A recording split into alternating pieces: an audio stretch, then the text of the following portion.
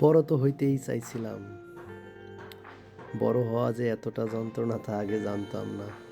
বড় হওয়া যে মানে দায়িত্ব, অভুক্ততা, ক্লান্তি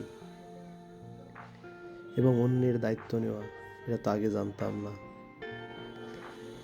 বড় হওয়ার যে যন্ত্রণা সেটা আগে কখনোই বুঝি নাই। যদি জানতাম তাহলে কখনো হইতাম না।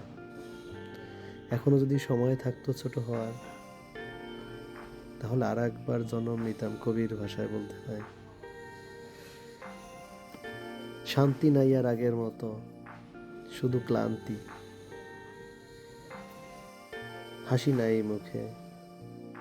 অনেক স্বপ্ন আছে, কিন্তু সে স্বপ্নের দাম অনেক বেশি, যা কখনো নিজে আর পূরণ করতে পারলাম না হয়তো।